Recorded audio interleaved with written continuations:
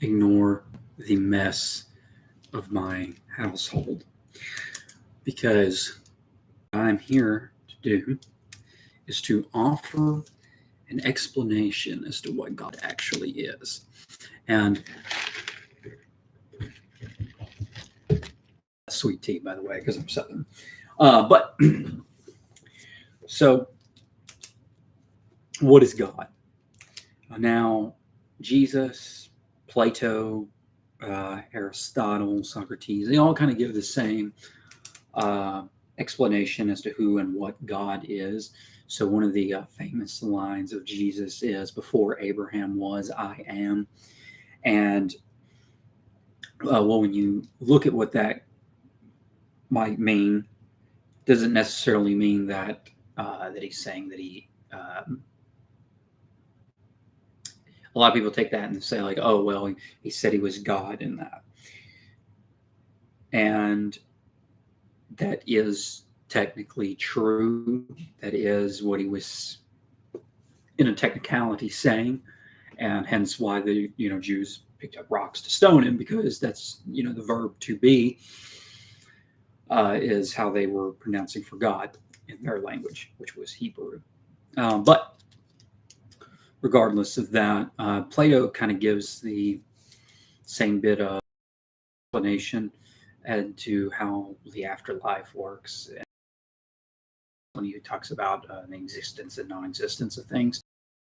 So with that being said, if you look at this blank here, okay, so let me draw a terrible circle here.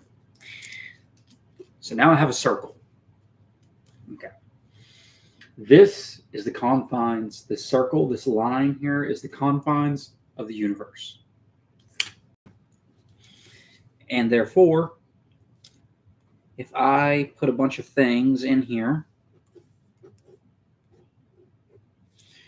and just put a bunch of symbols and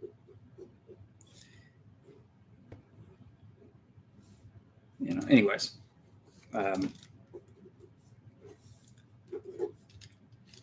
so now put things here. These are all of the things that exist in the universe. This is the confines of the universe. These are all the things that exist in the universe. So now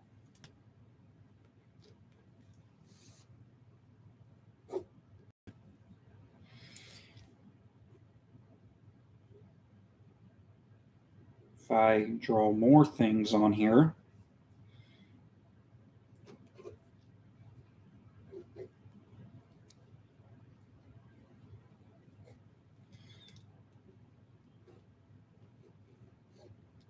okay, now I've drawn things on the outside of said universe. So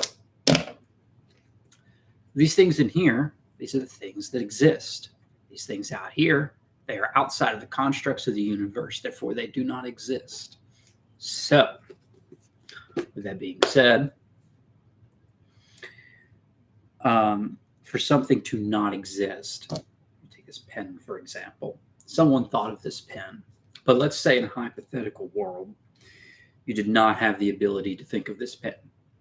I did not have the ability to ever think of putting a little clicker on here and then writing, and we just stuck with feather and ink, and no one thought of this, and no one has the ability to think of this, and then no future generations have the ability to ever think about this being the concept.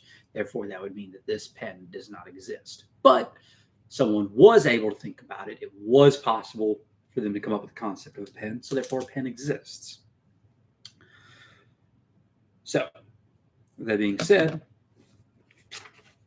that means that this line, which controls the confines of the universe, is God. It is the structure of the universe, and that includes spiritual, it's spiritual, physical, which it's the two pieces that go together. So yeah, so that's the concept of God with spiritual and physical, because even for spiritual deities, for instance, in the Abrahamic faiths, you have angels and demons, and Lucifer becomes a Satan, and even in that context,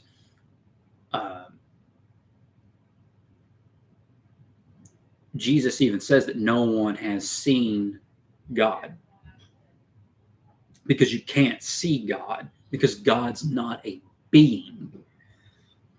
And some people say, "Oh, God's a personal being," and well, maybe he might be, but God is not a actual physical being, and it's not really even a spiritual being, because it creates the construct, not constructs, but it creates the confines of the universe of what is and what isn't. So that's who and what God is, and that's my son. So thank you for watching.